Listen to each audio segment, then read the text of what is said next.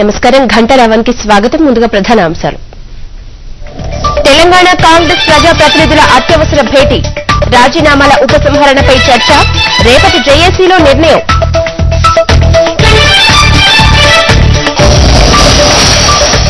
ముడుపుల ఆరోపణలపై మంత్రి జూపల్లి ఆగ్రహం, నిరూపిస్తే పదవి వదులుకుంటానని ప్రకటన.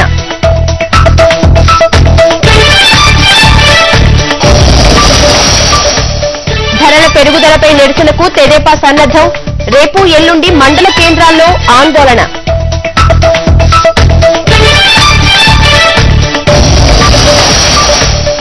మీడియా నియంత్రణకు కొత్త చట్టం, కేంద్రాన్ని కోరుతామని మంత్రి గీతారెడ్డి వెల్లడి.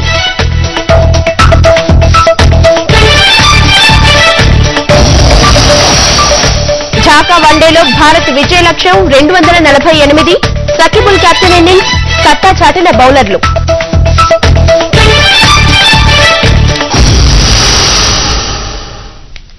రాజీనామాల ఉపసంహరణపై రేపటి జేఏసీలో నిర్ణయం తీసుకుంటామని కాంగ్రెస్ ఎమ్మెల్యే దామోదర్ రెడ్డి తెలిపారు. అధిష్టానం చెబితే ఉపసంహరించుకునేందుకు తాము రాజీనామాలు చేయలేదని దామోదర్ రెడ్డి స్పష్టం చేశారు. రాష్ట విభజన తప్పదనే అభిప్రాయానికి సీమాంధ్ర నేతలు వచ్చారని ఆయన చెప్పారు. అంతకుముందు తెలంగాణ కాంగ్రెస్ ఎమ్మెల్యేలు ఎమ్మెల్యే న్యూ ఎమ్మెల్యే క్వార్టర్స్ లో భేటీ అయ్యారు. రాజీనామాలు ఉపసంహరించుకోవాలని కాంగ్రెస్ అధిష్టానం ఆదేశించిన నేపథ్యంలో వీరు ప్రత్యేకంగా సమావేశమయ్యారు. జేఏసీ సమావేశం అవుతుంది. రేపటి సమావేశం చాలా కీలకమైన సమావేశం. కీలకమైన నిర్ణయాలు తీసుకోబోతున్నాం. తెలంగాణ రాష్ట్ర ప్రక్రియ పూర్తి అయ్యే వరకు ఏ కార్యాచరణ చేయాలో రేపు నిర్ణయించబడుతుంది. ఇప్పుడు రాజీనామాలు ఉపసంహరించుకోమని అధిష్టానం ఆదేశించిందని మీ పీసీసీ చీఫ్ చెప్తున్నాడు. దాని గురించి ఏమైనా ఆలోచిస్తున్నారు? అధిష్టాన వర్గం మమ్మల్ని రాజీనామా చేయమందా? ఎప్పుడైనా కూడా ఉద్యమంలో ఏ అధిష్టానం ఆదేశించదు, ఏ అధిష్టానం ఈ ఉద్యమం ఈ రూపంలో తీసుకుపోవని చెప్పదు.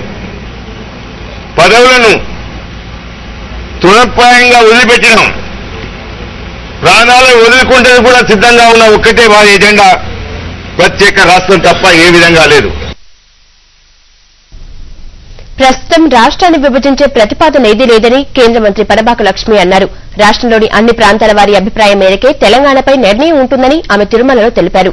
శ్రీవారిని దర్శించుకునేందుకు ఆమె తిరుమల వచ్చారు. సీమాంధ్రలోని ప్రజాప్రతినిధులంతా ఇప్పటికీ సమైక్యాంధ్రకే కట్టుబడి ఉన్నారని పరబాక లక్ష్మి వెల్లడించారు. ఒక ప్రకటన చేయడం జరిగింది.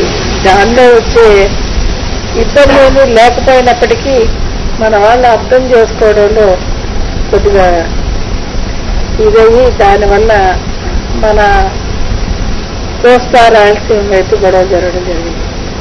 మామూలుగా కొత్త రాష్ట్రాలు కావాలంటే ప్రజాభిష్టం మేరకే కొత్త రాష్ట్రాలు వస్తాయి.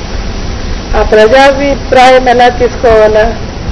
ప్రజలు ఎన్నుకున్నటువంటి వారి యొక్క రిప్రజెంటేటివ్స్ ద్వారా దాన్ని తీసుకుంటారు.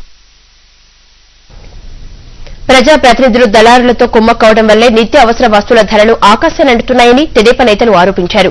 మంత్రులపై ఇటీవల వెలుగు చూసిన ఉప్పుడు బియ్యం కుంభకోణమే దీనికి నిదర్శనమని ఆ పార్టీ నేతలు గాలి ముద్దుకృష్ణమనాయుడు ఆరోపించారు. నిత్య అవసరాలపై తక్షణమే వ్యాట్ను తొలగించాలని అన్నారు. అక్రమ నిల్వలను వెలికితీసి ధరలను అదుపు చేయాలని కోరారు. నిత్య అవసరాల ధరలకు నిరసనగా రేపు ఎల్లుండి మండల కేంద్రాలలో తెలుగుదేశం పార్టీ ఆందోళనలు చేపట్టాలని నిర్ణయించింది. బియ్యం తమిళనాడుకు 2 లక్షల మెట్రిక్ టన్నులు ఉప్పుడు బియ్యం, గ్రేడ్ 1 ఉప్పుడు బియ్యం వాళ్ళు కావాలని చెప్పి కోరుకుంటే అందులో కూడా మంత్రులు డబ్బులు డిమాండ్ చేసినట్టు దాదాపు 26 కోట్ల రూపాయలు డిమాండ్ చేసినట్టు రైస్ మిల్లర్స్ అసోసియేషన్ వాళ్ళే అలిగేషన్ చేస్తున్నారని చెప్పినంటే డైరెక్ట్ గా ఈ ప్రభుత్వం వ్యాపారస్తులతో కొమ్మక్కై డబ్బులకు లాలూచిపడి ఏ విధంగా పేదవాళ్ళ మీద అధిక భారం మోపుతున్నారో దీన్ని బట్టి అర్థమవుతోంది.